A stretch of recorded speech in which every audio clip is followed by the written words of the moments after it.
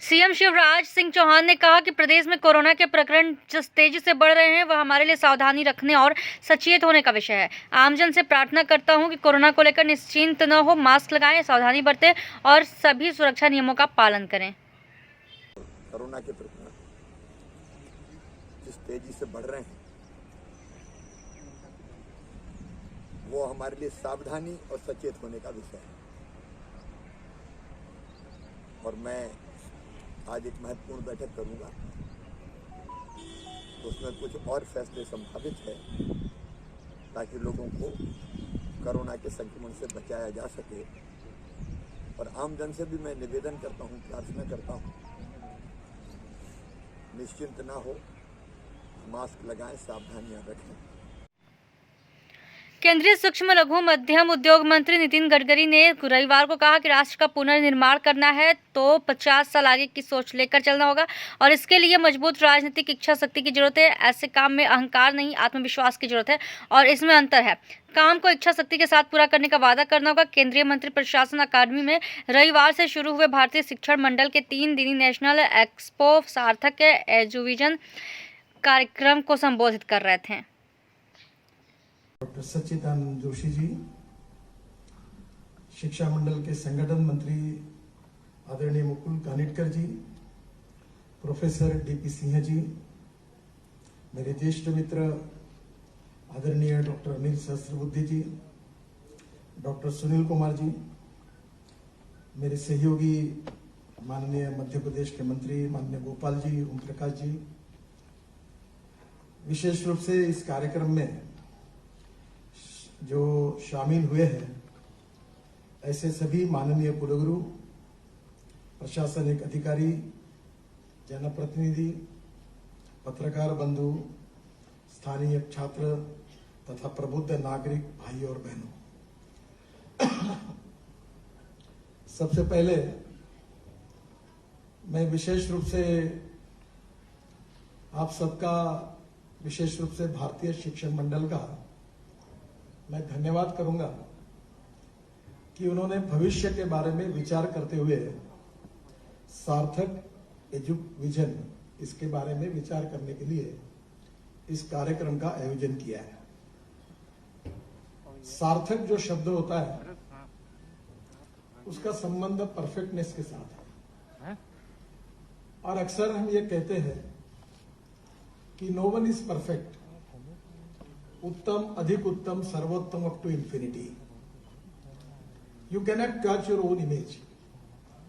तो कुछ लोगों का कहना ऐसा है कि परफेक्शन, ये थोड़ा सा कंसेप्ट जो है ये 100% होना नहीं होना, इसके बारे में लोगों के मन में साशंकता होती है। पर एक बात जरूर है कि परफेक्शन की तरफ आगे बढ़ना, टारगेट के नजदीक पहुंचना, ये भी उतना ही आवश्यक है।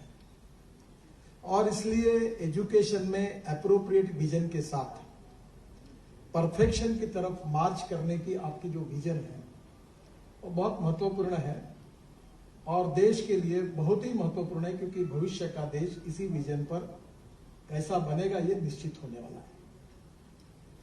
विजन के बारे में ऐसा अक्सर कहा जाता है कि you can donate I but you can not donate vision.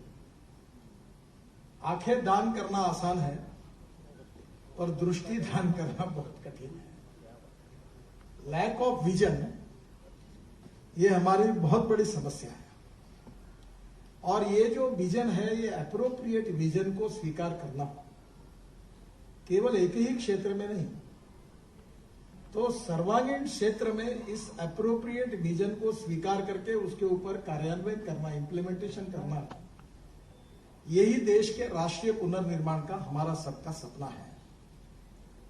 और इसलिए इस विजन को एलॉबरेट करने के लिए, इसको और crystal clear, transparent, time bound, result oriented और अचीवेबल ये बनाने के लिए आप लोग सब यहां इकट्ठा हुए हैं। तो मुझे लगता है कि ये निश्चित रूप से देश को एक नई विजन इससे प्राप्त होगी। जब इस कार्यक्रम के लिए मुकुल जी ने मुझे बुलाया तो पहले इसमें मैंने उनको पहले कहा कि मुझे क्यों बुलाते हो, क्योंकि मैं शिक्षा का कोई एक्सपर्ट भी नहीं हूं और मैं जानता हूं कि आप जैसे विद्वान लोगों के सामने मैं क्या कह पाऊंगा।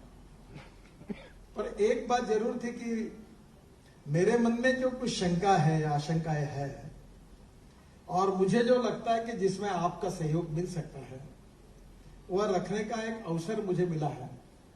क्योंकि मुकुल जी जब मुझे कहते हैं तो मैं उनको कभी नहीं बोलता, तो उनके मेरे बहुत पुराने संबंध है। तो मैंने उनको आग्रह करने के बाद कहा कि मैं आप कह ही रहे आखिर में तो मैं आऊंगा। तो मैं अधिकार व्यक्ति भी नहीं हूं, इस क्षेत्र में मेरा अधिकार भी नहीं है और इसलिए मैं केवल अपने मन की कुछ विचार आपके विचारार्थ रखना चाहता हूं। स्वाभाविक रूप से जो विजन आप सब लोग मिलकर निश्चित करने वाले हो वो विजन बहुत इंपॉर्टेंट है, ये मैंने पहले ही आपको कहा था। मुझे स्वर्गीय दत्तोपंत ठेंगड़ी जी का एक प्रसिद्ध वाक्य मेरे मन में अभी भी बहुत पक्का बैठा हुआ है। मैं कलकत्ता में विद्यार्थी परिषद के प्रमुख कार्यकर्ताओं के चिंतन बैठक में दत्तोपंत जी बोल रहे थे और उन्होंने कहा कि every politician thinks about his next election and every socio economic reformer जो राष्ट्र का पुनर्निर्माण करते हैं they thinks from century to century. तो उन्होंने ये कहा था कि राजनीति में 5 साल का विचार होता है, स्वाभाविक भी है कि कुछ चुनाव जीतना बहुत महत्वपूर्ण होता है, और जो सामाजिक आर्थिक परिवर्तन और राष्ट्र के पुनर्निर्माण का विचार करते हैं वो सेंचुरी टू सेंचुरी करते हैं और ये विचार बहुत महत्वपूर्ण है। कभी कभी इसमें गलती हो जाती है तो बहुत समस्या खड़ी होती है। 95, 97 में 96 में मैं महाराष्ट्र में मंत्री था, तो मेरे जो सेक्रेटरी थे, मैं दिल्ली मुंबई और पूना के बीच में उस समय एक एक्सप्रेस हाईवे का निर्माण कर रहा था। तो मेरे सेक्रेटरी ने मुझे कहा कि हम 2+2 4 लेन का रोड बनाएंगे। तो मैंने कहा ये मुंबई और पूना में इतना ट्रैफिक है, अगले 50 साल में क्या होगा, आप मेरी ऐसी कैसी बात आप करते हो। तो उन्होंने कहा कि साहब अभी दूर का मत सोचो, अपने पास पैसे नहीं है। मैंने कहा पैसे आ जाएंगे, पर 25-30 साल 50 साल तक ऐसा सोचो कि फिर से ये समस्या का निर्माण नहीं होनी चाहिए। और उनमें और मेरे में चर्चा होते होते मैंने 16 लेन का पक्का किया। अब वो 16 लेन से 6 लेन बन गया है, अब उसको 4-4 लेन बढ़ा रहे हैं। तो अब ध्यान में आया कि वो भी कम पड़ रहा है। अभी मैं चेन्नई में और पूना में एक पुणे से शिरूर तक एक रोड बना रहा था, तो वहां 1.5 लाख पीसीस का ट्रैफिक है। तो एक वेंकट रमन करके L&T के डिजाइनिंग इंचार्ज है, उनको मैंने कहा कि मुझे ऐसा डिजाइन तैयार करके दो कि जिसमें नीचे में रोड होगा, ऊपर में एक फ्लाईओवर होगा, नीचे में 8 लेन, उसके ऊपर 6 लेन, उसके ऊपर 6 लेन और 6 और 6 12 और 8 20 लेन, और उसके ऊपर में मैं mass rapid transport system direct जाकर इलेक्ट्रिक पर चलने वाली इसको बनाना है। तो उन्होंने मुझे ये कहा कि ऐसा देश में बना नहीं है। मतलब बना नहीं तो इसीलिए तो कह रहा हूं आप बनाओ करके। अब मैं चेन्नई में भी इसी प्रकार का फ्लाईओवर हमने डिजाइन किया। ये क्यों मुझे कल्पना मिली, क्योंकि नागपुर में मैं रहता हूं, तो मैंने पहले हमारे एक फ्लाईओवर बनाया और फ्लाईओवर बनाते समय नीचे में रोड है, ऊपर में फ्लाईओवर है और उसके ऊपर में मेट्रो है। तो जब पहली बार ये हुआ तो लोगों को इतनी खुशी हुई, तो पूरे देश के लोग अब उसका अनुकरण कर रहे हैं। तो मुझे देवेंद्र जी महाराष्ट्र के मुख्यमंत्री थे, तो उन्होंने मुझे कहा नितिन जी मेरे हाथ से थोड़ी गलती हो गई। मतलब क्या हुआ? बोले आपने ये ऐसा बनाया नागपुर में, यही अगर मैं मुंबई में पूरी मेट्रो में करता कि ऊपर में नीचे में रोड, ऊपर में फ्लाईओवर और उसके ऊपर में मेट्रो, तो शायद कम पैसे में मुंबई का ट्रैफिक जाम प्रॉब्लम सॉल्व हो जाता। पर मुझे ये ध्यान में नहीं है। ये मैं आपको दोनों उदाहरण इसलिए बता रहा हूं कि भविष्य का सोचने के लिए कम से कम 50 साल का सोचो, और 50 साल का सोचकर इस नीतियों को बनाओ। अदरवाइज दत्तोपंत जी का दूसरा कहना है जो अक्सर मैं याद रखता हूं, वो ये कहते थे कि शॉर्टकट मत मारिए, शॉर्टकट कट यू शॉर्ट ऐसा उनका वाक्य था। तो हमें जब राष्ट्र का पुनर्निर्माण करना है तो हमारा थिंकिंग 50 साल तक सोच का होना चाहिए। अब वो 50 साल का होने के बाद समस्या है। अक्सर ये लोग बोलते हैं कि कैसा करेंगे, पैसा कहां से आएगा, तो कम से कम मेरे ऊपर विश्वास रखिए। मैं ऐसे लाखों करोड़ के निर्णय उंगलियों पर करता हूं, करा दो। आज मैंने गोपाल जी को बताया कि मैं अनाया से आ रहा हूं, शिवराज जी के आ रहा हूं, चीफ मिनिस्टर को बोल दो 3-4 हजार करोड़ तुमको दे के चला जाऊंगा। ये प्लान है, ये बढ़ा देता हूं। तो प्रॉब्लम ये है कि पैसे के देश में कमी नहीं है। ये कम से कम मेरे ऊपर विश्वास रखकर आप विश्वास रखिए, मैं पिछले 5 साल में मंत्री होने के नाते 17 लाख करोड़ रुपए के काम कर चुका, और अभी मैं इस साल 5-6 लाख करोड़ के काम कर चुका हूं। और बजट का पैसा सीमित है। मुझे बहुत अच्छा बजट दिया इस बार वित्त मंत्री जी ने, 1,18,000 करोड़ का। पर उनका बजट 1,18,000 करोड़ का और मेरा बजट 5,06,00,000 करोड़ का है। तो मैं टोटल 8 लाख करोड़ के काम करता हूं। मेरे साथ प्रॉब्लम यह है कि पैसा खर्चा नहीं होता। मेरा प्रॉब्लम पैसे का नहीं है, खर्चा नहीं होता, ये प्रॉब्लम है। मैं आपको विश्वास के साथ बताता हूं कि 50 साल की सोच के साथ जो विजन बनेगी, उसके साथ स्ट्रांग पॉलिटिकल विल चाहिए, इच्छा शक्ति, पॉजिटिव इच्छा शक्ति, सेल्फ कॉन्फिडेंस। अहंकार और ईगो और आत्मविश्वास से शब्द अलग अलग है। आत्मविश्वास और अहंकार इस शब्द में अंतर है। पॉजिटिविटी और आत्मविश्वास, इसके साथ स्ट्रांग पॉलिटिकल विल, इच्छा शक्ति। और मुझे मालूम है कि वो इच्छा शक्ति के बारे में मुझे आपको बताने की आवश्यकता नहीं है। आप में से अनेक लोग ऐसे हैं कि जिन्होंने अपने व्यक्तिगत जीवन को राष्ट्र के पुनर्निर्माण के लिए समर्पित किया है। हम 2-4 रहे न रहे पर तेरा वैभव अमर रहे मां, इस विचार के लिए जीने वाले अनेक लोग आप सब हैं।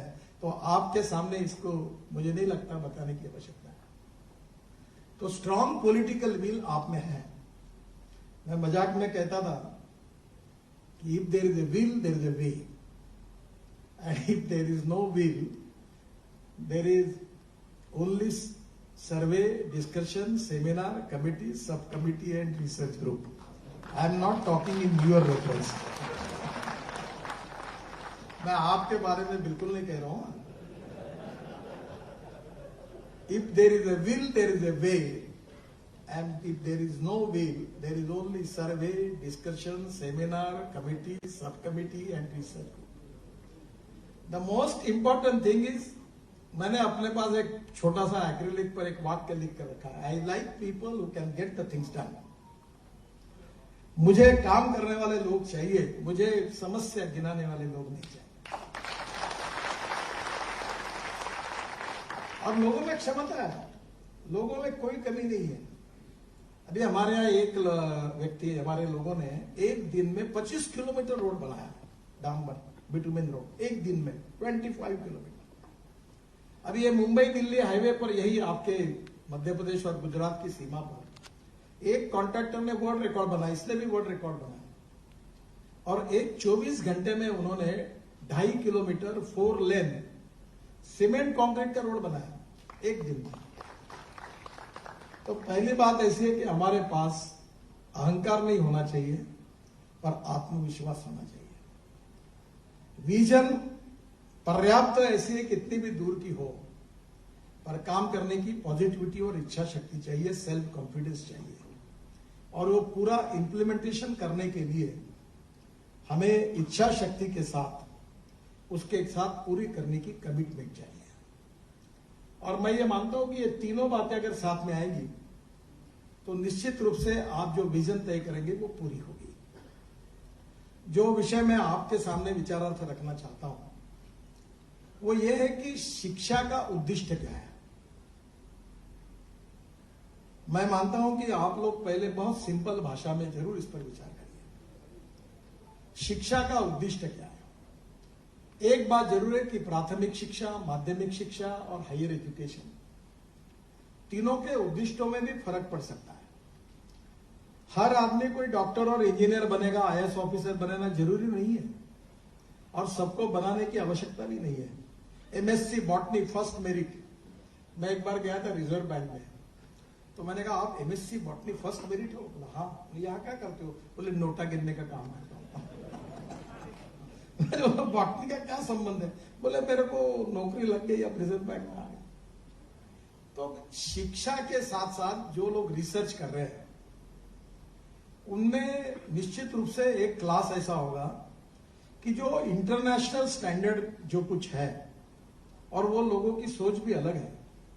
मुझे एक मौका मिला 20 दिन पहले हार्वर्ड यूनिवर्सिटी में, शशि थरूर और मेरा ऐसा दोनों का कार्यक्रम हुआ, और अमेरिका में करीब 4000 बच्चे हॉल में बैठे थे और वो हमको सवाल पूछ रहे थे। तब मेरे ध्यान में आया कि हमारे सोचने के साथ साथ वो कितना दूर का सोच रहे हैं। तो मुझे लगता है कि आप लोगों को ये सोचना होगा कि वर्ल्ड में अगर हमको दुनिया के साथ कॉम्पीट करना है तो हमें क्या करना चाहिए। तो पहली बात तो ऐसी कि उद्दिष्ट के बारे में तो सब उद्दिष्टों की चर्चा मैं करता नहीं, क्योंकि वो तो आप लोग करते ही है, बहुत सी बातें आपके पास है। पर मेरे रेफरेंस में जिन बातों का मैं जिक्र करना चाहता हूं, वो पहला इंपॉर्टेंस यही है कि वर्ल्ड की जो इकोनॉमी है, हम हिंदुस्तान को दुनिया की नंबर 1 की ग्लोबल इकोनॉमी बनाना चाहते हैं। आत्मनिर्भर भारत, ये जो प्रधानमंत्री जी की सोच है, वो पहले इसमें यह है कि हम हिंदुस्तान की इकोनॉमी को वर्ल्ड की ग्लोबल इकोनॉमी में नंबर 1 की इकोनॉमी बनाना चाहते हैं। अब नंबर 1 की इकोनॉमी बनाने के लिए प्रधानमंत्री जी ने जो प्लान किया उसमें हमें कहा है कि 111 लाख करोड़, 111 लाख करोड़ का इंफ्रास्ट्रक्चर बनाना है वो पाइपलाइन में। अब वो इंफ्रास्ट्रक्चर 111 लाख करोड़ का अगर हमको बनाना है, तो मैंने ये हमको आश्वस्त किया है कि मेरे 5 साल, इस बार अभी 1-1.5 साल और हुआ है पूरा, और 3 साल है, तो 3 साल पूरे होने के बाद मैं इंडियन रोड इंफ्रास्ट्रक्चर को अमेरिकन इंफ्रास्ट्रक्चर, रोड इंफ्रास्ट्रक्चर और यूरोपियन रोड इंफ्रास्ट्रक्चर के बराबरी में पहुंचाने का काम करेंगे। अब ये अगर करना है तो स्वाभाविक रूप से जो ग्लोबल इकोनॉमी और आत्मनिर्भर भारत के जो कुछ हमने पैरामीटर्स तय किए हैं, क्या वो हमारे वाइस चांसलर, हमारी यूनिवर्सिटी ग्रांट कम है, यूजीसी और बाकी सब लोगों को उसमें निश्चित रूप से सरकार की उस एजेंडा पर एजुकेशन फील्ड में प्लान करना होगा। अगर इतना इंफ्रास्ट्रक्चर बनाना है तो टेक्नोलॉजी चाहिए। और 2 बातें और इंपॉर्टेंट है जिसका अक्सर मैं जिक्र करते रहता हूं, एक है knowledge, knowledge as a power, innovation, entrepreneurship, science, technology, research, skilled and successful practices, we name it as a knowledge, and conversion of knowledge into wealth is the future. तो आपके पास तो नॉलेज का भंडार, और दूसरी फिलॉसफी जो है कि no one is best, it is depending upon the leadership, it is depending upon the vision, it is depending upon the technology that you can convert waste into wealth. 2 important philosophy जो है कि no one is best. आपके पास ऐसी leadership आपको तैयार करनी है जो समाज में, बिजनेस में, इंडस्ट्री में, ऑल सेक्टर्स में जाएगी। वो ऐसी प्रभावी लीडरशिप देंगी, ऐसी विजन देंगी और ऐसा इंप्लीमेंटेशन करेगी कि कितनी भी कठिनाइयां होगी तो भी वेल्थ में उसका कन्वर्शन करेगी। तो नॉलेज टू वेल्थ हम कर रहे हैं। पूरे दुनिया में अच्छे डॉक्टर्स में, अमेरिका में 10 डॉक्टर में 4 डॉक्टर भर्ती है। आज यूके में हमारे डॉक्टर पॉपुलर हैं, और सॉफ्टवेयर में तो आज हमारा डंका है पूरे वर्ल्ड में। और जहां जहां जर्मनी में, जापान में, सब जगह पर ये जो हमारे सॉफ्टवेयर इंजीनियर्स है, इनका बहुत बड़ा रिकॉग्निशन है, रेपुटेशन है, उनको अच्छी सैलरी मिल रही है। मुझे याद है एक बार मैं जापान में गया था, तो प्रधानमंत्री जी के घर पर गया था, तो अंग्रेजी तो नहीं बोलते पर वो जापानी में उन्होंने ट्रांसलेट करके मुझे सवाल पूछा था कि मुझे बताइए व्हाट इज द रीजन कि हिंदुस्तान के सॉफ्टवेयर इंजीनियर्स इतने होशियार कैसे हैं? क्या उनके शरीर में कोई मैथमेटिक्स के जीन्स है क्या कि वो इतने होशियार हैं? अरे ये हमारे पास रेपुटेशन है।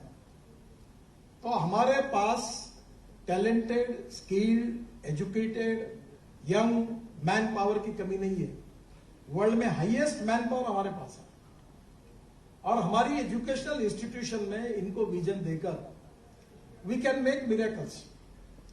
और इसलिए समाज के सभी क्षेत्रों में हमें परिवर्तन अगर लाना है तो हमारी आवश्यकता क्या होगी आप समझेंगे तो ही होगा ना। अभी WCL वेस्टर्न कोलफील्ड नागपुर में हमारे यहाँ पर माइनिंग का कोई कॉलेज ही नहीं है। अब हमारे यहाँ अगर माइंस है, टूरिज्म है, अगर मध्य प्रदेश में टूरिज्म है तो टूरिज्म के कॉलेज ही नहीं होंगे तो उस होटल्स में काम करने वाले शेफ से लेकर वेटर से लेकर कहां तैयार होंगे। मैं कनाडा में गया था, वैनकोर के आगे जंगल में, तो वेजिटेरियन था तो मेरा परिवार साथ में था तो मैं पूछ रहा था होटल में इंडियन शेफ है क्या? आपको ताज्जुब लगेगा, मुझे हर जगह मिला। और कहां से आया था? उत्तराखंड से, हिमाचल या उत्तराखंड से। इतने वहां तक वो पहुंचे जिसमें हुनर है, जिसमें स्किल्ड है, जिसमें टैलेंट है, उसको रोजगार है। और ये तो विवेकानंद जी ने कहा है कि no philosophy can be taught to empty stomach. तो पहली बात, शिक्षा का उद्देश्य जो होगा आत्मनिर्भर भारत में, वो रोजगार निर्माण करना होगा। रोजगार निर्माण नहीं होगा तो गरीबी दूर नहीं होगी। रोजगार अगर निर्माण नहीं हुआ तो बेरोजगारी दूर नहीं होगी, और बेरोजगारी दूर नहीं हुई तो गरीबी दूर नहीं होगी, और गरीबी दूर नहीं हुई तो देश की ग्रोथ नहीं बढ़ेगी। जीडीपी अगर बढ़ेगा नहीं, बढ़ेगा कैसे? अगर पर कैपिटा इनकम नहीं बढ़ेगा तो जीडीपी कहां से बढ़ेगा? अभी एग्रीकल्चर सेक्टर में मुझे याद है, मैं बीजेपी का अध्यक्ष था तो मैंने शिवराज जी का सत्कार किया था, तो एग्रीकल्चर में सबसे हाईएस्ट ग्रोथ मध्य प्रदेश में थी। अब मुझे बताइए, हमारे देश में एक समय गांधी जी कहते थे कि हमारा देश गांव में बसता है। 80% ऑफ हमारी जनसंख्या गांव में बसती थी। अब 35% माइग्रेशन हुआ। क्यों हुआ? खुशी से हुआ? नहीं, मजबूरी से हुआ। गांव में रोजगार नहीं, अच्छी स्कूल नहीं, अच्छे अस्पताल नहीं, और इसलिए गांव के लोग शहरों की तरफ आने लगे। शहरों में झोपड़पट्टियां बढ़ी, और इसलिए सबसे इंपॉर्टेंट चीज यही होगी कि हमें रोजगार निर्माण करना होगा। और रोजगार निर्माण करते समय शिक्षा में आपको यह सोचना होगा कि आज हमारी 30% पॉपुलेशन का माइग्रेशन हुआ है, और ये जो पॉपुलेशन अभी 65% है वो agriculture, rural and tribal area में है।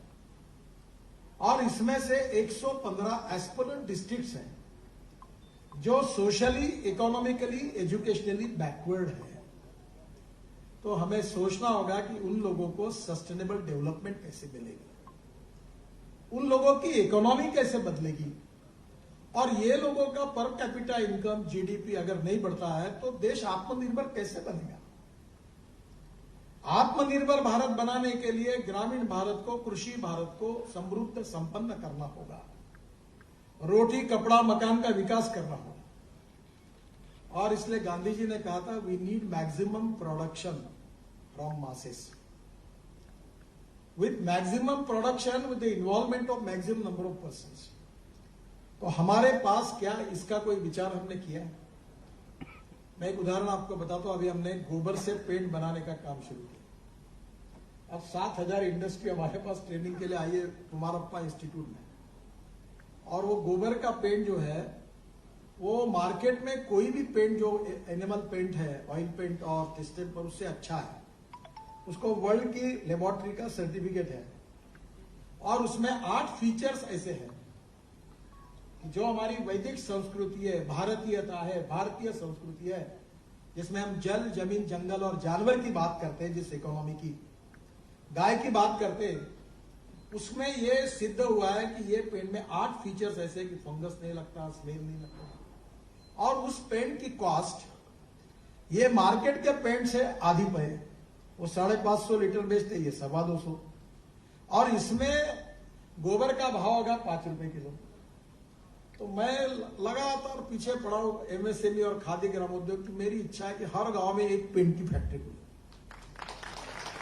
और 5 रुपए किलो गोबर खरीदी किया जाए। तो 5 रुपए के भाव से अगर होता है तो एक गाय 20 किलो देती है, तो 100 किलो हो गया, जिसके पास 5 जानवर है। तो 5 जानवरों से आराम से 100 किलो हो जाएगा, तो 500 रुपए हो गया। तो 15,000 रुपए महीना, 15 छोड़ दो, 10 से 12,000 रुपए महीना अगर गांव के गरीब को गोबर बेच के मिलेगा तो कौन किसान आत्महत्या करेगा? टेक्नोलॉजी है, प्रूवन है। There is no problem about quality, standards, nothing, everything is proven. कोई स्टैंडर्ड कमी नहीं है। मैंने अपने रूम में लगाया और ये उसके ट्रायल करने का, तो गोहत्या करना, गोहत्या आंदोलन करने की जरूरत ही नहीं उषा जी। हम अगर हर गाय को, अभी मैंने उसमें और एक कहा उनको कि अभी मैं प्रयोग करता हूं कि गौमूत्र और ह्यूमन यूरिन और बाल, चाहे एनिमल के हो चाहे आदमी के हो, इससे एमिनो एसिड बनता है, और एमिनो एसिड बनाकर वो प्लांट पुस्टर है, तो प्लांट की ग्रोथ बढ़ती है। तो वो एमिनो एसिड बेस्ड माइक्रोन्यूट्रिएंट्स बनाएंगे तो वो भी काम है, वो भी 2 रुपए किलो, ये 2 रुपए लीटर और 2 रुपए लीटर, तो ये भी धंधा चालू हो जाएगा। ये बहुत पॉपुलर है। यानी ये हम लोग 6 करोड़ का टर्नओवर करते हैं इसमें, तो मैं 25% में हम बेच देते किसानों को। मैं किसानों में काम करता हूँ, ये पॉपुलर है। तो ये आपकी आत्मनिर्भर भारत बनाने समय कृषि ग्रामीण क्षेत्र का विचार करने की बात करनी पड़ेगी, to take you the technology up to the village level. और इसलिए यूनिवर्सिटी इंस्टीट्यूशन का cooperation, coordination and communication between the stakeholders बढ़ना चाहिए। अभी मैं आपको एक अच्छी बात बताऊं, मैं ऑटोमोबाइल का मंत्री हूं और इस देश में पोल्यूशन होता है डीजल पेट्रोल के कारण। सब हम तंग हैं और हम लोग हर साल 8 लाख करोड़ रुपए का fossil fuel, petrol diesel import कर रहे हैं। अब मैं, सुदर्शन जी बहुत पहले कहते थे, तो सुदर्शन जी चले गए, फिर मेरे ऊपर सौंप दिया उन्होंने। तो मैं भी पहले, उनको भी लोग इतना बड़े होने के बाद भी ऐसा होगा तो विश्वास नहीं रखते थे, मैं भी कहता था। 12 साल से मैं कह रहा हूं। अब सब लोग मानने लगे कि भाई अल्टरनेटिव फ्यूल हो सकता है, इंपोर्ट सब्स्टिट्यूट, कॉस्ट इफेक्टिव और पोल्यूशन फ्री और इंडिजिनियस। तो पूरी तरह से इथेनॉल आया, मिथेनॉल आया, बायोडीजल आया, बायो सीएनजी आया, इलेक्ट्रिक आया। अब मेरी आप समस्या समझिए कि मैंने अपने यहां सभी इंस्टीट्यूशन की मीटिंग बुलाई, साइंस एंड टेक्नोलॉजी, प्रधानमंत्री जी के एडवाइजर आए, डिफेंस के डीआरडीओ के आए, इसरो के लोग आए, 70-80 लोग बैठे। और मैंने उनको कहा कि 2 साल के अंदर मुझे पेट्रोलियम स्कूटर, कार और डीजल की बस, इसकी कीमत इलेक्ट्रिक के साथ करना है। इलेक्ट्रिक सोलर से होती है, 2 रुपए 40 पैसा यूनिट अभी सोलर का रेट आया। तो एक गाड़ी पर आपका पोल्यूशन भी कम होगा, इंडिजिनियस होगा, रोजगार भी निर्माण होगा। तो लिथियम आयन बैटरी, अब लिथियम आयन बैटरी इस देश की सबसे बड़ी आवश्यकता है। सहस्त्रबुद्धे जी इंजीनियरिंग के इसमें से हमारे एआईसीटी के अध्यक्ष हैं, तो मैं उनको अनुरोध करूंगा कि हमारी आईआईटी, हमारी engineering college lithium ion battery, aluminium ion battery, sodium ion battery, zinc ion battery और स्टील आयन बैटरी और हाइड्रोजन फ्यूल सेल पर काम करेगी। तो अब हाइड्रोजन फ्यूल सेल पर पानी से हाइड्रोजन निकालकर बस चलाने की भी शुरुआत हो गई। तो हमारे देश में अगर पानी से हाइड्रोजन मिलेगा, ग्रीन हाइड्रोजन, और उससे बसें चलेगी, ट्रेन चलेगी, और हमारी सब स्कूटर हमने सोलर एनर्जी की ग्रीन पावर के ऊपर चलेगी, और 8 लाख करोड़ का इंपोर्ट बच जाएगा, हम स्वयं पूर्ण हो जाएंगे, तो हमारे देश की कितनी प्रगति होगी, कितना विकास होगा, आप सोचिए। अभी हमारी ऑटोमोबाइल इंडस्ट्री, मैं ही मंत्री हूं, 4.5 लाख करोड़ की है, और अभी स्क्रैपिंग पॉलिसी हमने लाई है। अब उसके बाद मैंने तय किया है कि 10 लाख करोड़ की ऑटोमोबाइल इंडस्ट्री सबसे ज्यादा एम्प्लॉयमेंट देने वाली इंडस्ट्री है। तो 10 लाख करोड़ की अगर इस इंडस्ट्री को बनाना है तो हम निर्णय कर रहे हैं पर हमारे इंजीनियरिंग कॉलेज, हमारे आईआईटी कॉलेज हमारी फ्यूचर डेवलपमेंट में हमारे साथ कोऑपरेट नहीं, कोऑर्डिनेशन नहीं करेंगे और वो इसमें रिसर्च करने की क्षमता है। प्रधानमंत्री जी अक्सर एक बात को कहते हैं कि हम साइलो में सोचते हैं। ये सहस्त्रबुद्धे जी क्या कर रहे हैं मुझे मालूम नहीं, मैं क्या कर रहा हूं इनको मालूम नहीं, ये क्या कर रहे हैं उनको मालूम नहीं, क्योंकि आपस में तालमेल नहीं है। पर हमारे बीच में कोऑपरेशन, कोऑर्डिनेशन एंड कम्युनिकेशन होगा और हम सब आईआईटी और इंजीनियरिंग वाले ठान लेंगे कि हम लोग 2 साल के अंदर हम इस पे करेंगे। अभी 81% लिथियम आयन बैटरी देश में बन रही है और मेरा विश्वास है कि 2 साल के अंदर हम लोग इसकी प्राइस कम होते जा रही है, इलेक्ट्रिक स्कूटर और ऑटोमोबाइल की स्कूटर की कीमत सेम हो जाएगी। तो हमारे देश में 8 लाख करोड़ अगर बच जाएंगे तो कितनी बड़ी बात होगी, कितने लोगों को रोजगार मिलेगा, प्रदूषण कितना कम होगा। और इसलिए हमारे किसान भी फ्यूल तैयार कर सकते हैं, हमारे देश में भी इनोवेशन हो सकता है। आईआईटी इंजीनियरिंग कॉलेज के एजेंडा पर यह विषय एक नहीं कि हमारे देश की आवश्यकता क्या है। आप जिस यूनिवर्सिटी में हो उस यूनिवर्सिटी के एरिया में कौन से रॉ मटेरियल अवेलेबल है, उन रॉ मटेरियल्स के आधार पर कौन सी नई टेक्नोलॉजी में आप रिसर्च कर सकते हो। मैं एक बार पीकेवी पंजाब राव कृषि विद्यापीठ में गया था, एग्रीकल्चर यूनिवर्सिटी।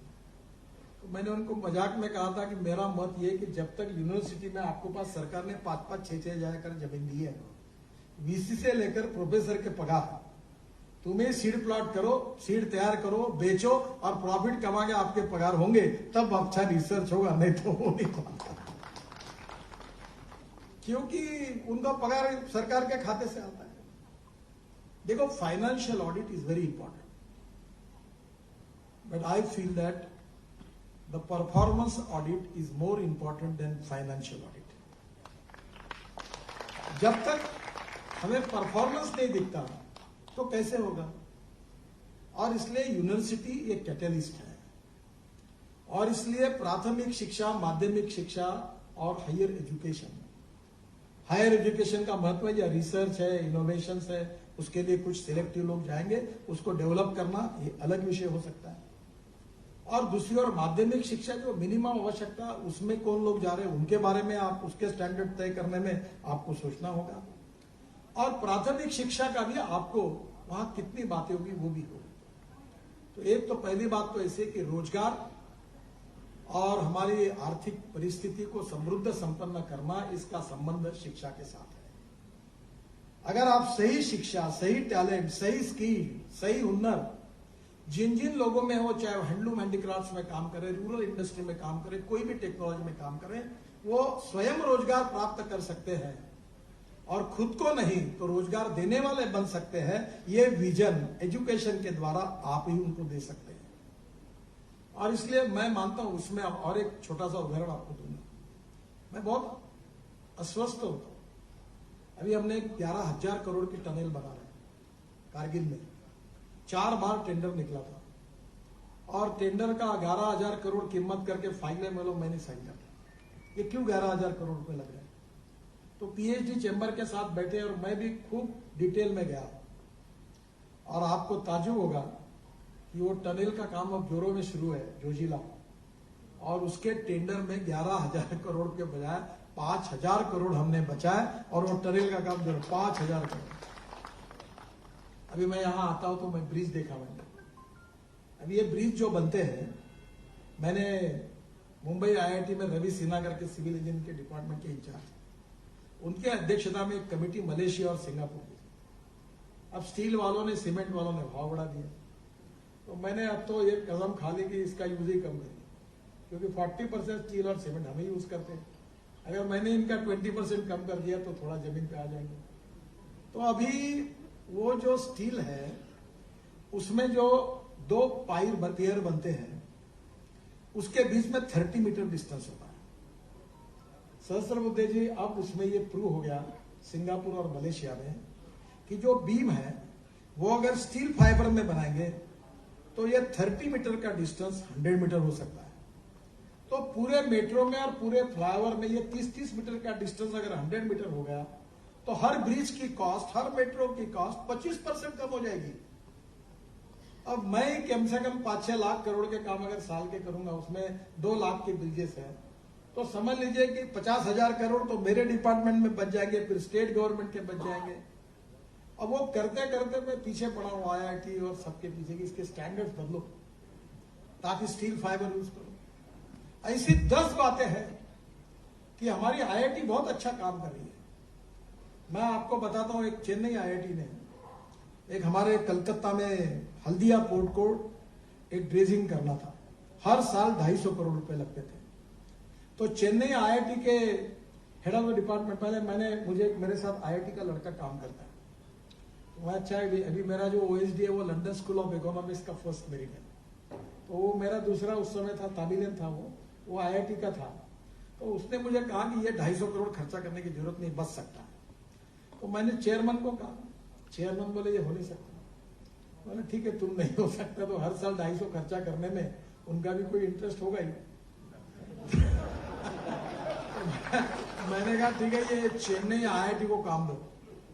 और चेन्नई IIT के एक इंजीनियर ने मुझे पूरा काम करके एक ऑस्ट्रेलियन कंसल्टेंट को लेकर ऐसा प्रोजेक्ट बना दिया, और मैंने वो हल्दिया पोर्ट में वो चैनल बना दी। जो 250 करोड़ साल के खर्चा होते थे वो खर्चा केवल 30 करोड़ पे आया। वो IIT ने कर रहा है। और मैंने फिर चेन्नई IIT को 60 करोड़ डोनेशन दिया, और मैंने कहा मैं हमारे नाम पर एक नया गंगा जो बनी जलमार्ग, उसमें कंसल्टेंट चेन्नई IIT बनी। तो मेरा कहना यही है कि देश के विकास के साथ जो एजुकेशन आप दे रहे हैं, जो रिसर्च कर रहे हैं, जो टेक्नोलॉजी डेवलप कर रहे हैं, उसका संबंध आत्मनिर्भर भारत में सुखी समृद्ध संपन्न भारत करने के लिए जो चीजें हम कर रहे हैं उसके साथ उसका जोड़, उसका कोऑर्डिनेशन अगर करेंगे तो that will be a great contribution for आत्मनिर्भर भारत। और इसलिए सभी क्षेत्र में, मैं एक ही उदाहरण नहीं दे रहा, सभी क्षेत्र में आप सहयोग कर सकते हैं। और आखिरी में एक ही बात कहूंगा कि भौतिक प्रगति, इकोनॉमिक प्रगति तो है ही, पर भारतीयता, अनेकता में एकता, यही हमारी विशेषता। Social equality, economic equality, democracy, values, ये तो हमारी कमिटमेंट है, कन्विक्शन है। मूल्याधिष्ठित जीवन पद्धति और मूल्याधिष्ठित परिवार पद्धति और मूल्याधिष्ठित शिक्षा पद्धति, जो कुछ दुनिया में बेस्ट है वो हम लेंगे। हमें टेक्नोलॉजी, अच्छी से अच्छी टेक्नोलॉजी ले आएंगे, पर भारतीयता को नहीं छोड़ेंगे। हमारा इतिहास, हमारी संस्कृति, हमारी विरासत, हमारी नैतिक मूल्य और वैल्यू बेस्ड एजुकेशन सिस्टम ये हमारी ताकत है। हमें केवल आर्थिक व्यक्ति नहीं बनना है। आर्थिक प्रगति और विकास करने के साथ साथ भी ह्यूमैनिटी हो, अच्छे संस्कार हो, मूल्याधिष्ठित जीवन पर विश्वास रखने वाले अच्छे परिवार हो, हमारा आयुर्वेद, हमारा योग विज्ञान, हमारा संगीत, हमारी नृत्य कलाएं, ये कितनी बड़ी ताकत है। यहां बैठ के नहीं हमको पता चलता, जब हम लोग वर्ल्ड में जाते हैं सब जगह पता चलता है कि इसको कितनी मान्यता है। तो एक तरफ हमारी इन सभी ऐतिहासिक विरासत, संस्कृति, इतिहास, मूल्याधिष्ठित जीवन पद्धति, value based education, family system, इसके आधार पर ज्ञान, विज्ञान, तंत्र विज्ञान का समन्वय करके हमें ये विजन तैयार करनी होगी, और वो विजन आप सब लोग कर रहे हैं। और इसलिए मैं ज्यादा कुछ, मेरा अधिकार नहीं है, पर एक बार यही मौका मुझे कानेटकर जी ने दिया कि मेरे मन में जो था शायद कुछ अच्छा होगा तो जरूर स्वीकार करिए, और कोई अगर गलत होगा तो उसको छोड़ दीजिए। और मुझे एक अपॉर्चुनिटी मिली आपके सामने ये रखने की, और इससे मेरा विश्वास है कि निश्चित रूप से हम आगे जाएंगे। मैं अक्सर एक बात को दोहराता हूं कि there are some people who convert problems into opportunities and there are some people who convert opportunities into the problems, पर आप उनमें से नहीं है। मेरा विश्वास है कि चैलेंजेस को स्वीकार करके राष्ट्र के पुनर्निर्माण का सपना साथ में लेकर सुखी समृद्ध संपन्न भारत, भय भूख आतंक भ्रष्टाचार से मुक्त, वर्ल्ड की नंबर 1 की ग्लोबल इकोनॉमी, गरीबी, भूखमरी, बेरोजगारी से मुक्ति, गांव, गरीब, मजदूर, किसान का कल्याण, गांव और शहरों के बीच का अंतर कम करते हुए एक आत्मनिर्भर भारत की ओर ले जाने में आपका थिंकिंग, आपका चिंतन उपयोगी होगा। और इसके लिए इस एजुकेशन की विजन 2021 में इस देश की प्रगति और विकास को एब्सोल्यूट लेवल पर ले जाने के लिए जो सार्थक एप्रोप्रिएट ऐसा जो विचार आप कर रहे हैं उसमें आपको सफलता मिलेगी। यही विश्वास के साथ आपको बधाई देता हूं। बहुत बहुत धन्यवाद। नमस्कार। मुख्यमंत्री शिवराज सिंह चौहान भोपाल के नरहोना प्रशासन अकादमी में आयोजित सार्थक एजुविजन 2021 के शुभारंभ कार्यक्रम में शामिल हुए। और वो जो कर रहे हैं वो बता रहे थे, केवल भाषण में नहीं, कर्मों में परिणित करके देश को दिखा रहे हैं, दुनिया को दिखा रहे हैं। ऐसे हम सबके श्रद्धा और आदर के केंद्र आदरणीय नितिन गडकरी जी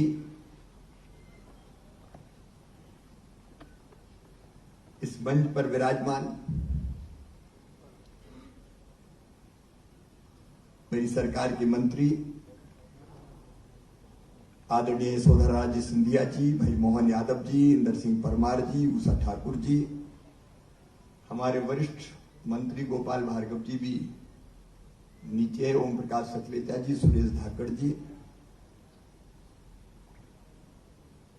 जिनके नाम में ही सत, चित और आनंद तीनों समाहित है। आदरणीय सच्चिदानंद जी, डीपी सिंह जी, अनिल सहस्त्रबुद्धे जी, सुनील कुमार जी, आदरणीय मुकुल जी, उपस्थित सभी शिक्षा के क्षेत्र के उद्भट विद्वानगण, बहनों और भाइयों, नितिन जी के बोलने के बाद बहुत कुछ बोलना शेष नहीं रह जाता।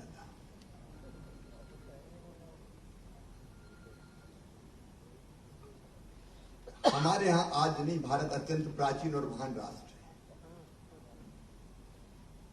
5000 साल से तो ज्यादा ज्ञात इतिहास है हमारा,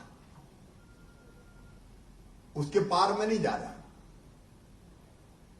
लेकिन दुनिया के तथाकथित विकसित देशों में जब सभ्यता के सूर्य का उदय नहीं हुआ था, तब हमारे यहां वेदों की ऋचाएं रचती गई थी। और अगर मूल विचार भारत का देखें, ये केवल विद्वानों का विचार नहीं है। गांव में बच्चा बच्चा जिसे दोहराता है, उसको सरल शब्दों में अगर मैं कहूं तो धर्म की जय हो, अधर्म का नाश हो, प्राणियों में सद्भावना हो और विश्व का कल्याण हो। ये मूल विचार है। और इसी में से निकला सर्वे भवन्तु सुखिना, सर्वे सन्तु निरामया, सर्वे भद्राणि पश्यन्तु, मां कश्चित् दुर्भाग् भवेत्। और शायद इसलिए आज नहीं, हजारों साल पहले हमारे ऋषियों ने कहा, अयम निजम परावेत्ति गणना लघु चेतसाम, उदार चरिता नाम तू वसुदैव कुटुंबकम। एक मूल चीज, एक ही चेतना हम सब में है। जहां तक शिक्षा का सवाल है, पहला प्रश्न ये उठता है कि शिक्षा किसको? मनुष्य को शिक्षा। तो मनुष्य क्या है? अब पश्चिम के विचारकों ने तो केवल ये माना कि मनुष्य केवल शरीर है, 3.5 हाथ का हाड़ मांस का पुतला। हमारे यहां भी कहा गया शरीर माध्यम खलु धर्म साधनम, पहला सुख निरोगी काया। उसने नितिन जी ने योग की बात की, व्यायाम की बात की, खेल की बात की। पहली चीज यह है, आदि गुरु शंकराचार्य जी महाराज ने कहा था, सा विद्या या विमुक्त है। स्वामी विवेकानंद जी ने कहा था, शिक्षा वो जो मनुष्य को मनुष्य बना सके। सा विद्या या विमुक्त ही अगर हम पकड़ लें तो विद्या वो जो मुक्ति दिलाए, यहां भी, इस लोक में भी और परलोक में भी। और इस लोक में मुक्ति की बात नितिन जी बता रहे थे। जो शरीर के लिए भी जरूरी, रोटी, कपड़ा, मकान, पढ़ाई लिखाई, दवाई, रोजगार। उधर शिक्षा का एक उद्देश्य नितिन जी ने बिल्कुल सच बताया, सही बताया, कौशल देना। अब वो बाटनी का उदाहरण दे रहे थे। हमारे गांव में कहावत थी,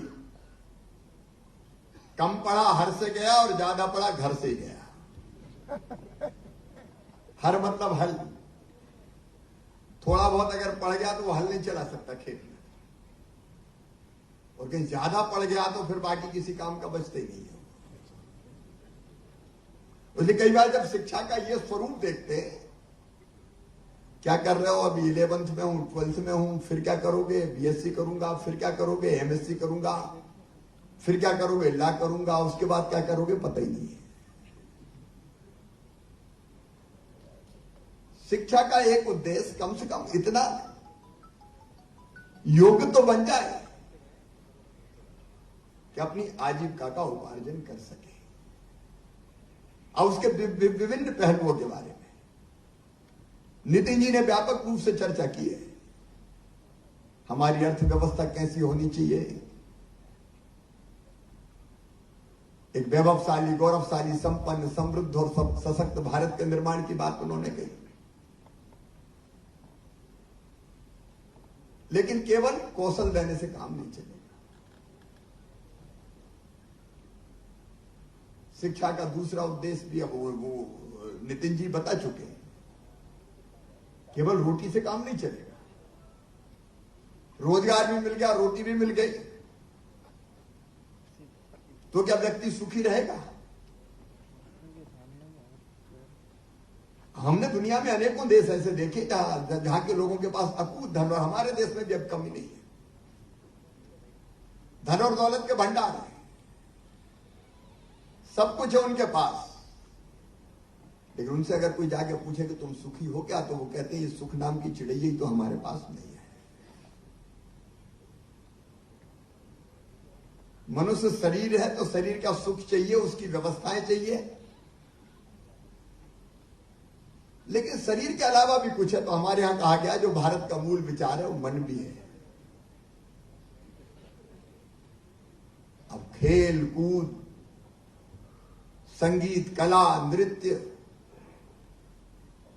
एक नहीं अनेकों ऐसी चीजें हैं। जब मैं मन की बात करता हूं तो 1 घंटा कई बार मुझे बार बार याद आता है। मैं युवा मोर्चे का कार्य करता था। छत्तीसगढ़ और मध्य प्रदेश उस समय एक साथ थे, अविभाजित मध्य प्रदेश। तो बिलासपुर हमारा दौरा हुआ, बिलासपुर हम गए।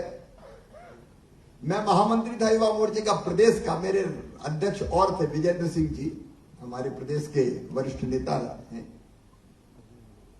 हम दोनों कार्यक्रम में गए थे। कार्यक्रम खत्म हो गया, ट्रेन से वापस लौटना था, तो धर्मशाला के कमरे में हम लोग इंतजार कर रहे थे कि शाम को ट्रेन का टाइम होगा तब चलेंगे।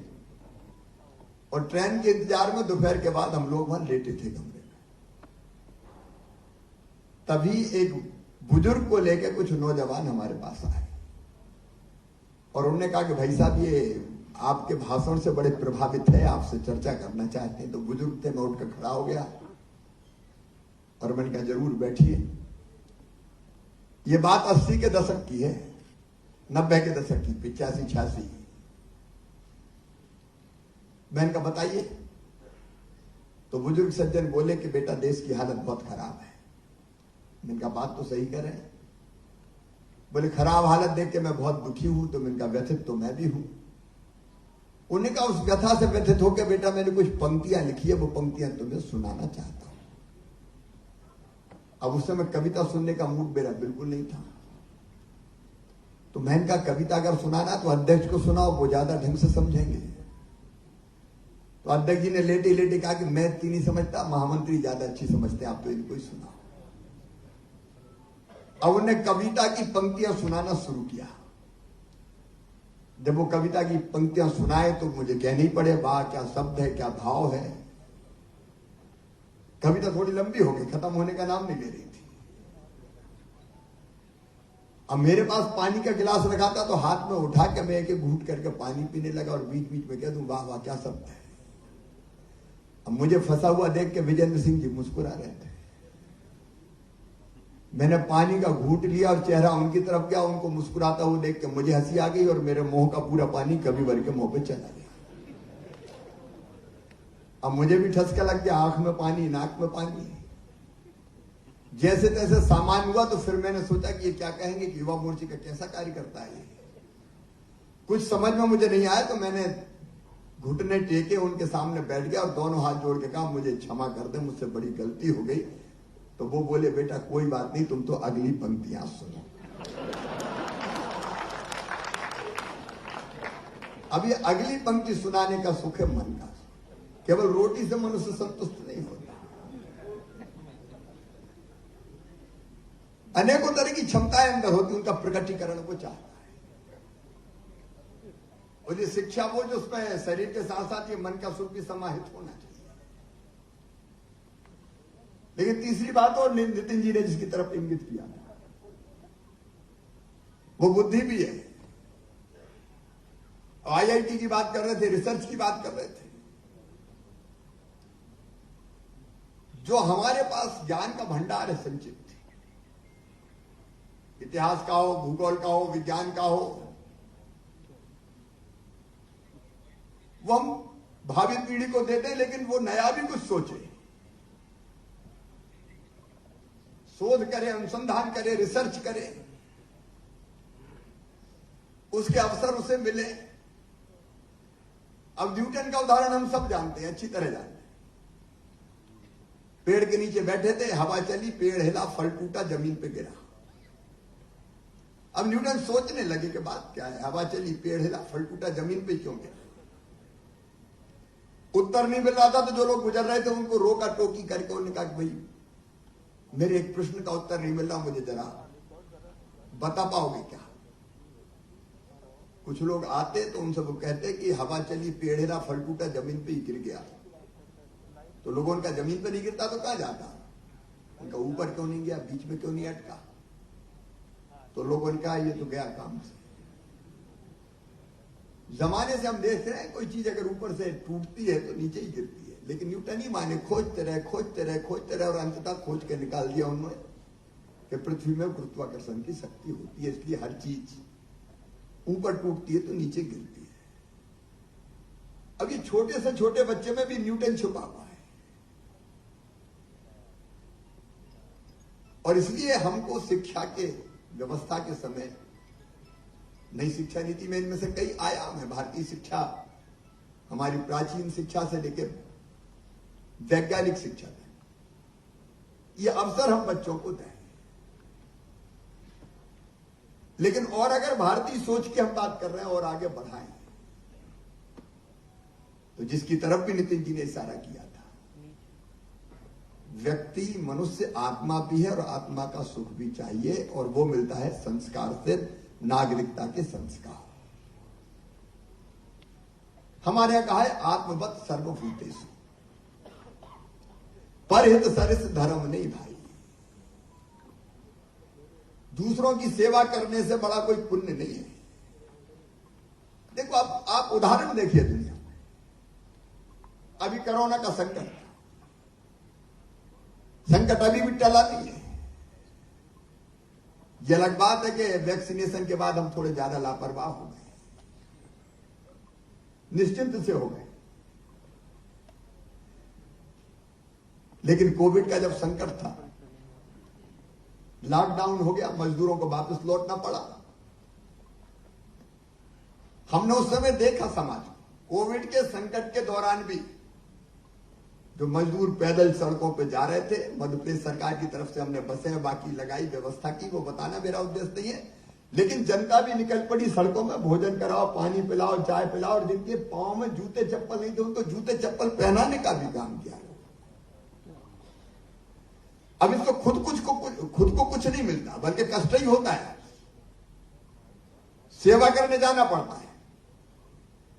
लेकिन आत्म सुख कितना बड़ा मिलता है। मैं एक छोटी सी घटना आपको बताता हूं।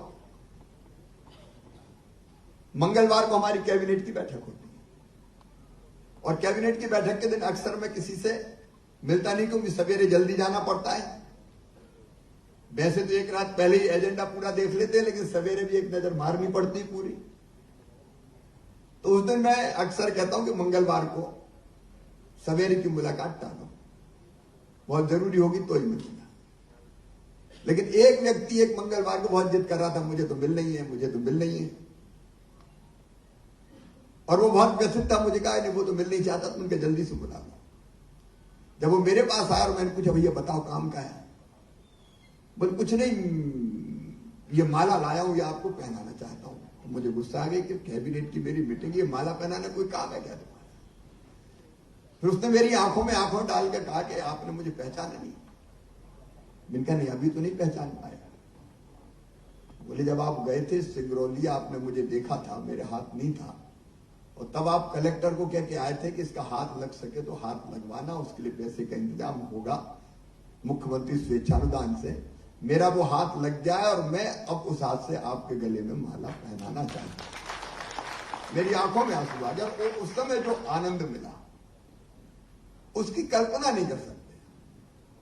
अब इसी को तो हम आत्मा का सुख कहते हैं। तो ये नागरिकता के संस्कार, ईमानदार, चरित्रवान, परोपकारी, केवल अपने लिए नहीं देश और समाज को जीने वाला नागरिक चाहिए, देशभक्त चाहिए, परिश्रमी चाहिए। और ये गुण अगर शिक्षा पैदा नहीं कर पाई, आजकल कई घटनाएं हम देखते हैं जो मन को व्यथित कर देती, तकलीफ में डालती है। और कई बार हम देखते हैं अगर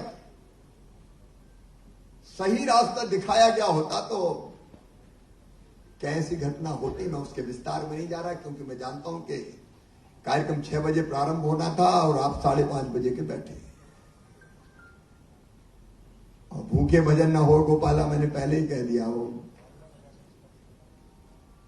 लेकिन ज्ञान देना, कौशल देना और नागरिकता के संस्कार देना, और ये आज से नहीं, भारत की माटी में, भारत की जड़ों में आज से नहीं, हजारों वर्षों से है।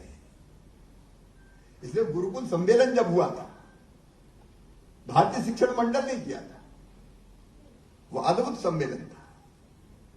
एक बात और मैं कहना चाहता हूं सभी शिक्षाविदों से और सरकार के नाते भी, अब नितिन जी 50 साल बाद का सोचना चाहिए। लेकिन हमारे यहां एक बार ऐसी सरकार आई, में आलोचना नहीं कर रहा कि उन्हें ये देखा कि तनख्वाह देना नहीं शिक्षकों को, तो शिक्षक काय को गुरुजी बना दो, 500 रुपया महीना तनख्वाह, गुरुजी, शिक्षाकर्मी। गांव में से लिया, किसी को गुरुजी, किसी को शिक्षाकर्मी, भविष्य का कोई ठिकाने नहीं। मैं उस समय नितिन जी सांसद था,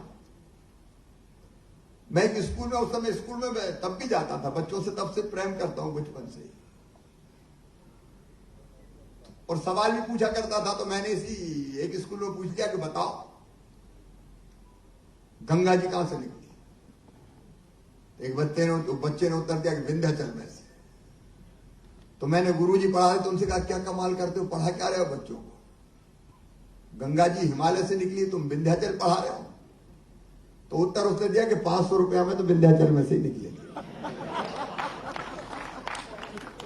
500 रुपया देते थे, 500 रुपया में पूरी शिक्षा की व्यवस्था को चौपट कर दिया।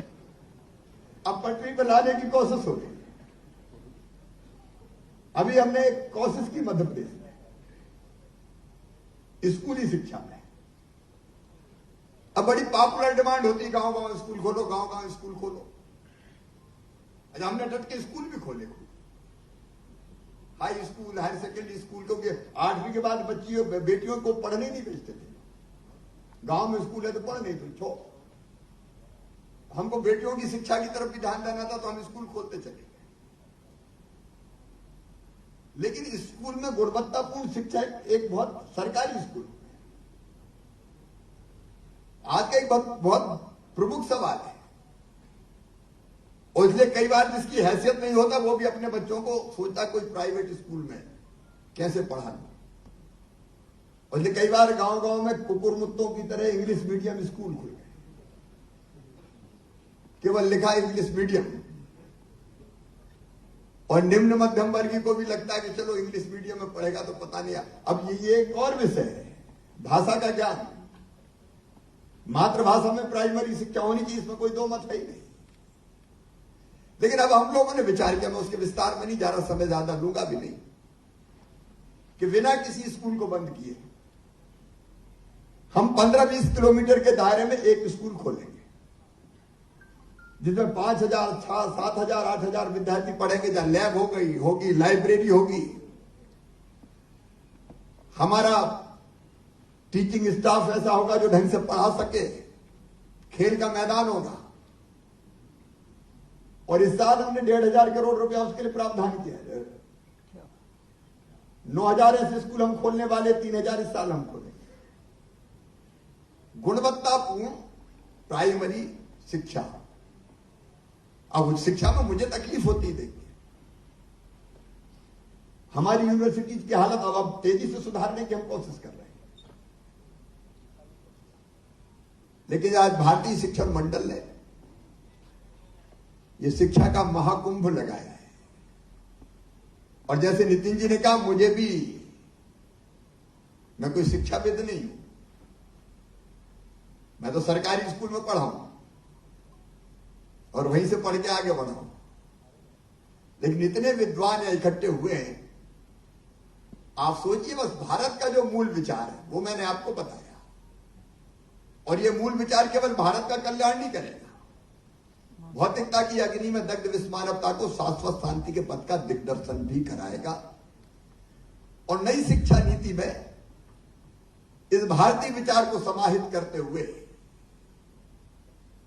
चाहे रोजगार का सवाल हो, हाथों में कौशल का सवाल हो, वैज्ञानिक शिक्षा हो, शिक्षा के बाकी आयाम हो, सबको समाहित किया गया है। अब इसको ढंग से जमीन पे उतारने की कला और विज्ञान आप जानते हैं। आप चिंतन कीजिए, इस चिंतन में से, मंथन में से जो अमृत निकलेगा उसको बच्चों के बीच में ले जाने में हम कोई कसर नहीं छोड़ेंगे। मैं आदरणीय नितिन जी का मध्य प्रदेश की धरती पर हृदय से स्वागत करता हूं, अभिनंदन करता हूं। और आप आते हो तो कुछ ना कुछ देके ही जाते हो। वैसे कोरोना में हमने भी कड़की नहीं आने दी थी। 4-5 महीना तो 1 पैसा टैक्स नहीं मिला। लेकिन मध्य प्रदेश में किसान और गरीब सबके खाते में हम अभी हिसाब लगा रहे थे कितना डाला, तो 1,18,000 करोड़ रुपया हमने कोरोना काल में दिया। लेकिन आप पधारे हैं, गोपाल भार्गव ने कुछ न कुछ बात कर ही ली होगी आपसे, और नहीं तो मैं आपसे निवेदन करूंगा कि घर चाय के लिए चलिए, उसके बाद आपको एयरपोर्ट जाने दूंगा। तो सचमुच में अद्भुत व्यक्तित्व है नितिन जी। और नरेंद्र मोदी जी हमारे प्रधानमंत्री, हमारे वैश्विक लीडर, आत्मनिर्भर भारत का उन्होंने मंत्र दिया। नितिन जी, उस समय मैं कोरोना में यहां अस्पताल में भर्ती था, हमने वही अस्पताल में तय कर दिया आत्मनिर्भर भारत के लिए आत्मनिर्भर मध्य प्रदेश। और रोज मैं वर्चुअली जुड़ता था लोगों से, और 3-4 दिन की हमने वर्चुअल कॉन्फ्रेंस करके आत्मनिर्भर मध्य प्रदेश का रोड मैप बना दिया। और उसके 4 आयाम, उसमें से एक अधोसंरचना, दूसरा शिक्षा और स्वास्थ्य। और मुझे कहते हो खुशी है, शिक्षा पे हम टोटल बजट का लगभग 10% इस साल खर्च करने वाले हैं। 2,42,000 करोड़ का बजट अभी हमने पारित करने वाले हैं। उसमें शिक्षा पे पर्याप्त प्रावधान हमने किया है। उच्च शिक्षा में जरा कड़की रहती रही है, यूनिवर्सिटीज की जरूरतों के बारे में, अब उस तरफ भी हम ध्यान दे रहे हैं। तीसरा गुड गवर्नेंस, और चौथा रोजगार और अर्थव्यवस्था। ये आत्मनिर्भर मध्य प्रदेश का रोड है। तो मैं आप सबसे ये प्रार्थना करूंगा कि आत्मनिर्भर भारत के लिए आत्मनिर्भर मध्य प्रदेश, जब प्रदेश आत्मनिर्भर होंगे तब देश आत्मनिर्भर होगा। आप उसके लिए आप हमें उसके लिए सुझाइए, विशेषकर शिक्षा क्षेत्र में हम और क्या क्या करें, और शिक्षा को रोजगार से और अर्थव्यवस्था से जोड़ने की सारी कला और विज्ञान, अब सारे गणित वो बता गए कि कितने का काम कितने में कैसे होता है। तो नितिन जी का मार्गदर्शन मिलिए, मैं एक बार फिर आप सबका यहाँ हृदय से स्वागत करता हूं, अभिनंदन करता हूं। मध्य प्रदेश को सौभाग्य मिला है आप सबका स्वागत करने, और सचमुच में इस चिंतन में से जो निकलेगा वो आत्मनिर्भर मध्य प्रदेश और आत्मनिर्भर भारत बनाने में महत्वपूर्ण मील का पत्थर साबित होगा। आप सबको एक बार फिर आप सबका स्वागत, आप सबको बहुत बहुत धन्यवाद, प्रणाम, नमस्कार।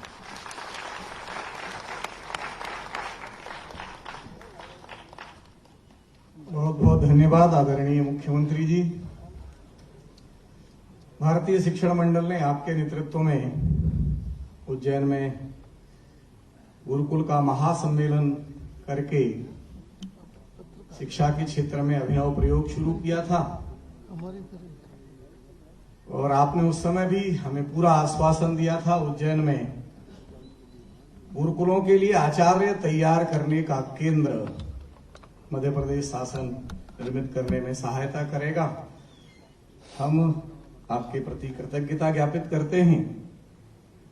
संस्कृति विभाग के सहयोग से बहुत सुंदर काम यहां हुआ है। इस पूरी प्रदर्शनी में गुरुकुल की प्रदर्शनी तैयार है। आदरणीय दीदी के प्रति मैं कृतज्ञता ज्ञापित करता हूं। संस्कृति विभाग ने बहुत मनपूर्वक हमें सहयोग किया है। शिक्षा के हमारे समस्त मंत्रीगण पूरे मन प्राण के साथ इस पूरे कार्यक्रम में सहभाग कर रहे हैं। सबके प्रति कृतज्ञता ज्ञापित करने के लिए मैं आमंत्रित कर रहा हूं आदरणीय सुनील कुमार जी को। उसके बाद राष्ट्रगीत होगा। बाद में हम सब गुरुकुल प्रदर्शनी का उद्घाटन करेंगे। बाकी प्रदर्शनी कल सुबह से तैयार होगी। हम सब यहाँ लगी हुई प्रदर्शनी को अवश्य देखेंगे। आदरणीय सुनील जी। मध्य प्रदेश शासन तकनीकी शिक्षा विभाग एवं राजीव गांधी प्रौद्योगिकी विश्वविद्यालय की तरफ से सबसे पहले मैं इस कार्यक्रम के आधार स्तंभ या ये कहें कि जो पूरे फाउंडेशन है मुकुल जी कानिटकर जी, सबसे पहले मैं उनको सादर धन्यवाद देता हूं कि उन्होंने भोपाल को, मध्य प्रदेश शासन को, तकनीकी शिक्षा विभाग को और राजीव गांधी प्रौद्योगिकी विश्वविद्यालय को इस कार्यक्रम के संयोजन के लायक समझा और ये अवसर हमें दिया। माननीय गडकरी जी ने एक प्रश्न उठाया था कि सार्थक विजन के लिए उनको क्यों बुलाया। विजन तो आप दे गए, आपने इतना बड़ा विजन दिया है जिसमें कि विश्वविद्यालयों को ये आह्वान किया है कि विश्वविद्यालय अपने बजट की तो चिंता करें ही करें, साथ में राज्य शासन के बजट की भी चिंता विश्वविद्यालयों को करनी चाहिए। हम में इतनी सामर्थ्य होना चाहिए कि हम अपना खर्च वहन कर सकें और राज्य शासन को भी सहयोग कर सकें कि वो देश को और मध्य प्रदेश को आत्मनिर्भर बना सके। इसमें मैं केवल छोटा सा एग्जाम्पल देना चाह रहा हूं। पिछले एक महीने से राजीव गांधी प्रौद्योगिकी विश्वविद्यालय 500 यूनिट बिजली प्रतिदिन ग्रिड में डाल रही है। ये शायद पहला विश्वविद्यालय ऐसा होगा जो प्रतिदिन अपनी खर्चे भी पूरे सोलर एनर्जी से पूरा कर रहा है और प्रतिदिन 500 यूनिट बिजली ग्रिड में उल्टी डाल रहा है। जब आप भाषण दे रहे थे तो मैं लगातार सोचा था, क्योंकि मैं भी बायोफ्यूल में काम करता हूं, कि कब आप बायोफ्यूल पे आएंगे। जब आपने एथेनॉल की चर्चा की, सोलर ग्रिड की चर्चा की और ई व्हीकल की चर्चा की, मैं आपको विश्वास दिलाता हूं पूरे सदन को, अगले 10 वर्षों में भारत दुनिया का ग्लोबल नंबर 1 इकोनॉमी बन के रहेगा। क्योंकि ये 3 विषय ऐसे हैं जो आपने उठाए हैं। मैं एज ए टेक्नोलॉजिस्ट जानता हूं कि इन 3 क्षेत्रों में अगर हमने काम करना शुरू अच्छे से कर दिया, और जो ओपेक ने हमको अभी धमकी दी थी कि हम तेल की कीमतें कम नहीं करेंगे, और अगले दिन भारत सरकार का स्टेटमेंट आया कि हम एथेनॉल को बड़ी मात्रा में पैदा करेंगे, तो चुनौती का जवाब हमने बड़े अच्छे तरीके से दिया था। इस विजन को हमको एजुकेशन से छोड़ना है। जब आप 3 लेयर की बात कर रहे थे कि नीचे सड़क, फिर फ्लाईओवर और उसके ऊपर मेट्रो, तो मेरे मन में शहर विषय आ रहा था। सुबह स्कूल, दोपहर में कॉलेज और शाम को आईटी कंपनी भी इन कॉलेज में चल सकती है। हमको थोड़ा सा मन बड़ा करना चाहिए कि सुबह स्कूल चलने दें, दोपहर को कॉलेज और शाम को सॉफ्टवेयर कंपनियां चलाएं, तो ये अपने आप ही आत्मनिर्भर हो जाएंगे, आत्मसंपन्न हो जाएंगे। मैं पुनः पूरे विश्वविद्यालय परिवार की तरफ से, पूरे तकनीकी शिक्षा विभाग की तरफ से माननीय मुख्यमंत्री जी, माननीय गडकरी जी, मेरी मंत्री माननीय यशोधरा जी, जिनके विजन में हम लोग आगे बढ़ रहे हैं, हमारे उच्च शिक्षा मंत्री, हमारे स्कूल शिक्षा मंत्री जी इंदर सिंह परमार जी, संस्कृति मंत्री उषा ठाकुर जी, और सदन में उपस्थित आदरणीय गोपाल भार्गव जी, सकलेजा जी, धाकड़ जी और अब सभी कुलगुरु, जितने भी कुलगुरु यहाँ पर आए हैं, उनको हृदय से स्वागत करता हूँ, अभिनंदन करता हूँ, धन्यवाद देता हूँ और ये आह्वान करता हूँ कि अगले 3 दिनों में जो हमें ये समय मिल रहा है उसमें जो परिकल्पना माननीय गडकरी या माननीय मुख्यमंत्री ने दी है उसको हम कैसे सार्थक एजुविजन में कन्वर्ट करेंगे। तो हम सभी मंत्रियों का भी ये आह्वान करते हैं कि उचित सत्रों में वो आए, भाग लें, उस आह्वान का हिस्सा बने और उस कर्म योग में आगे बढ़े। और बाकी मैं अपनी तरफ से नरोड़ा प्रशासनिक अकेडमी, भारतीय शिक्षण मंडल के सभी कार्यकर्ता, आरजीपीवी के सभी कार्यकर्ता, मीडिया बंधु, प्रत्यक्ष और अप्रत्यक्ष रूप से जिन लोगों ने भी हमारे इस यज्ञ में सहयोग किया है उनका हार्दिक धन्यवाद ज्ञापित करता हूं और धन्यवाद अदा करता हूं। बहुत बहुत धन्यवाद। धन्यवाद जी। राष्ट्रगीत, हम सब अपने स्थान पर खड़े होंगे। विद्या भारती की टीम राष्ट्रगीत। वंदे मातरम, वंदे मातरम, सदना सुफला मनयज शीतला शरस श्यामला मातरम, वंदे मातरम,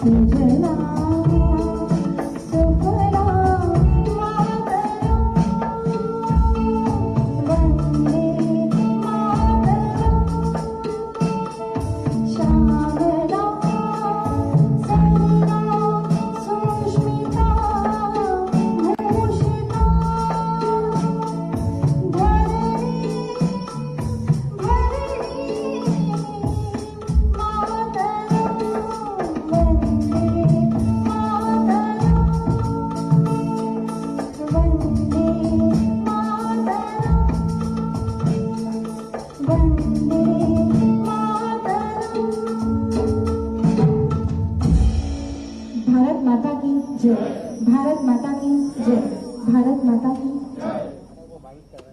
आप सब प्रदर्शनी के उद्घाटन के लिए आमंत्रित हैं। गुरुकुल प्रदर्शनी तैयार है, आनंद से देखिए।